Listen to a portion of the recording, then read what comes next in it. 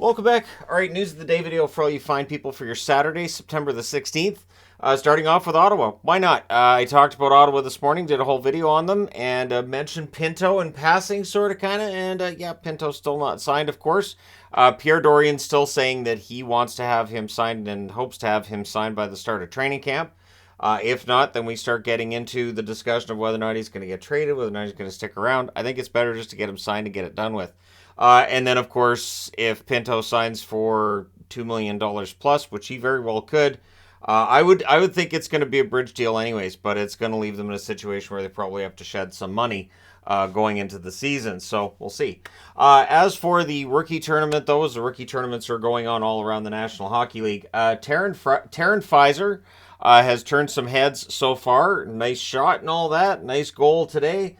So he's impressing in the rookie tournament. Looks like he's playing for a contract. So these are the stories to keep an eye on. Players who are, fighting for a contract and looking to impress. Fizer playing for the Colorado Eagles for, I think, a single game last year. Looked him up.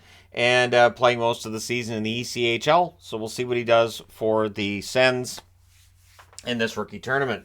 The Colorado Avalanche. So the reason I'm wearing an Avs jersey in this is the Avs are reportedly looking for a goaltender.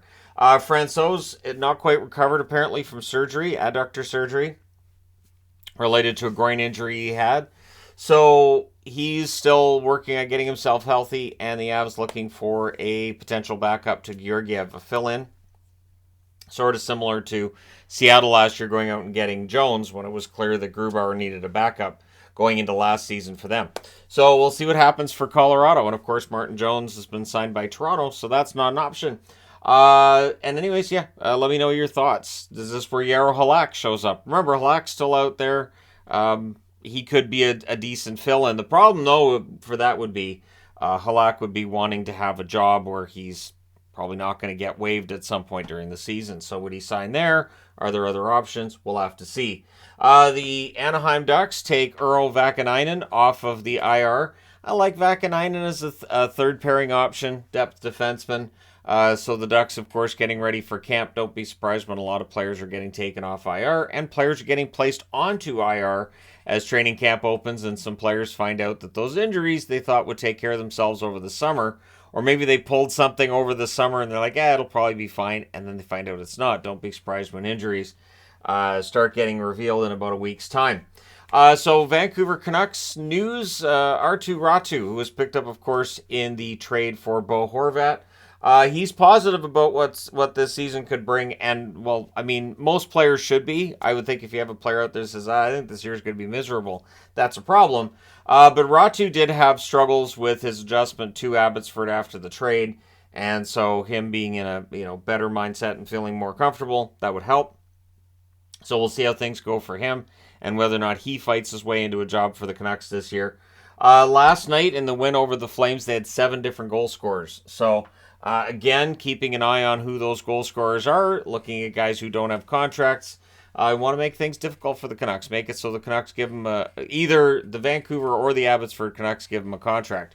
I know in Abbotsford they're likely going to be looking for some more players, so maybe a couple of these guys out of the rookie tournament win themselves jobs down here. Connor Bedard, yes, all of the hype is continuing.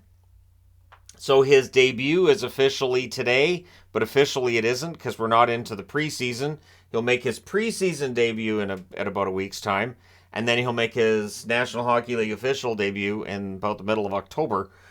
So yeah, there's going to be a lot of chance for hype and a lot of firsts for Bedard, but he's going to play tonight against the Blues. It doesn't sound like they're committed to him playing tomorrow night against the Minnesota Wild. So apparently the Hawks versus Wild tickets went pretty quickly for that tournament, but he may very well be playing against the Blues and not playing against the Wild, but we shall see as the rookie tournaments roll on. And I know there's rookie tournament action going on now. It's all over the place. It's all weekend, and it's kind of fun. It's a way to just have fans come in, see all the guys wearing all the jerseys and all that. It is kind of entertaining and enjoyable. So let me know your thoughts in the comment section below. As always, don't forget to hit like and subscribe. If you're browsing your way through, you just happened upon this video. Thank you guys so much for watching, for all your support. I will talk to you again soon.